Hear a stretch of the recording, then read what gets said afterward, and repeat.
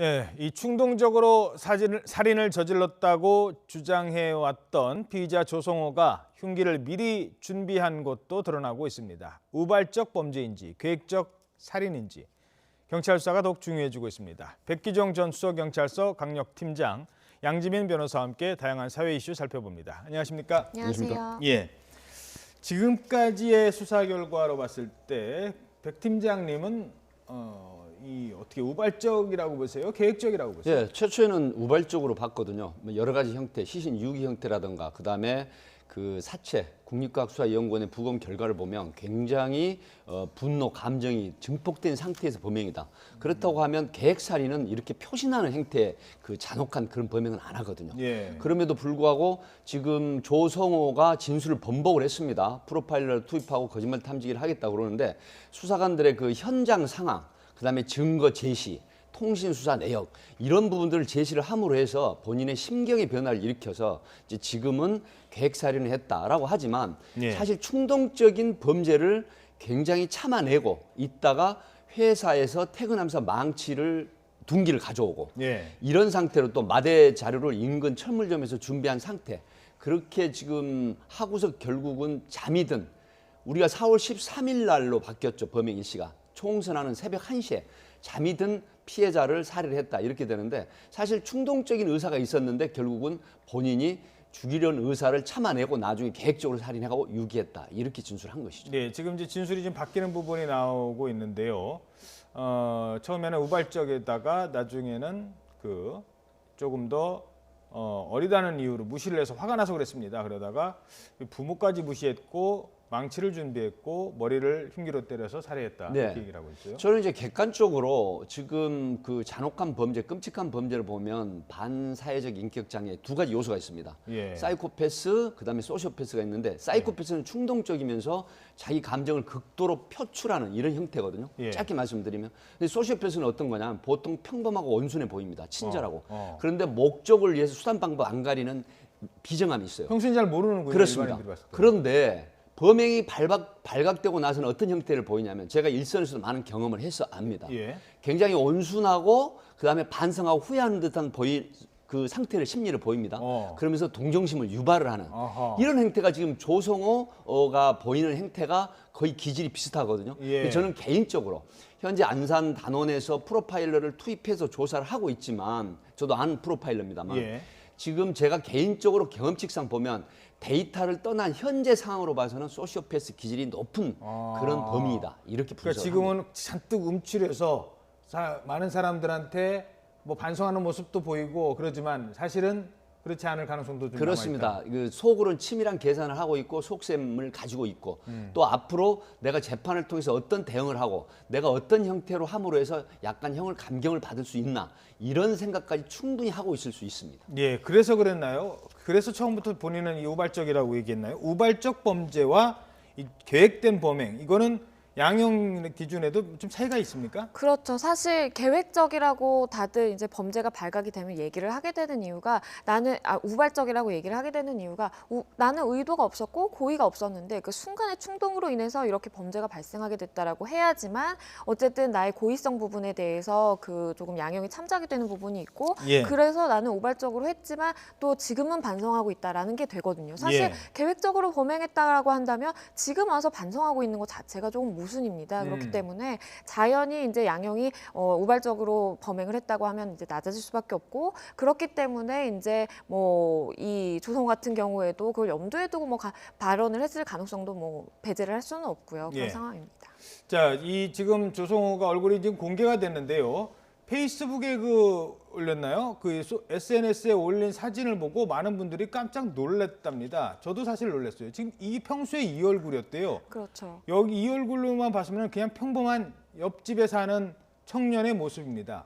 그렇죠. 사실 모든 그 사람들이 굉장히 놀랐던 것이 얼굴이 공개되기 전에는 범행 그 수법이나 그런 게 너무 잔인했기 때문에 예. 이런 얼굴을 하고 있을 아주 거라고는 흉악범처럼 생겼을 것이다. 그렇죠. 그렇게 생각했거든요. 생각을 했는데 너무나 평범하게 내 옆으로 얼마든지 오갈이라고 예상이 되는 그냥 평범한 남성입니다. 그렇기 때문에 더 충격이 일반 사람들에게는 좀 컸던 부분이 있고 그리고 이제 그 범죄 행위를 하고 난 이후에도 자신의 SNS에 지속적으로 글을 올렸습니다. 예. 뭐 미래에 대한 계획 계획이라든지 그러니까요. 돈을 얼마를 모아야겠다. 그런 걸 보면 사람들이 참 과연 이 사람이 범죄행을 저지른 게 맞을까라는 생각이 들 정도로 조금 모순되는 행동을 계속 보이고 있고 일반인으로 상식으로서는 좀 납득이 가지 않는 행동을 계속 하고 있는 거죠. 그래서 지금 그 일반인들 또 SNS 네티즌들이나 이런 부분이 있죠.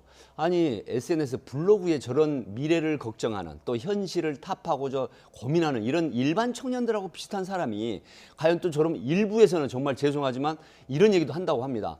블로그 SNS에 올린 사진을 보면 굉장히 훈남처럼도 보인다. 그 범인을 미워하는 뜻은 아니고 예, 물론요. 객관적으로 일반인이라고 봤을 때는 그렇게 보이는 사람이 저런 범행 끔찍한 범행을 하고 사체를 유기를 했을까라고 했을 때 과연 공범이 있지 않느냐. 그리고 또 다른 공범에 의해서 사주된 그런 범행을 한 게 아니냐는 얘기까지 나오고 있는데 경찰에서는 현재까지는 단독 범행으로 확신을 하고 있습니다. 현재까지는. 하지만 추가적인 조사, 통신 조사라든가 현장 조사, 그다음에 행동 패턴에 대한 그런 추적을 통해서 공범이 있느냐 여부도 지금 확실히 마무리를 짓겠다. 이런 상태입니다. 공범 여부는 일단 오늘 이제 프로파일러 조사도 끝나고 현장 검증 가보면은 이게 공범인지 본인이 한 건지 알 수 있지 않겠습니까? 그렇습니다. 이제 현장 조사를 하게 되면 현장 검증은 실황 조사서를 작성하는 이유가 범죄가 본인이 했다는 자백 내용하고 일치하는지 안 하는지 이걸 이제 규명하는 거거든요.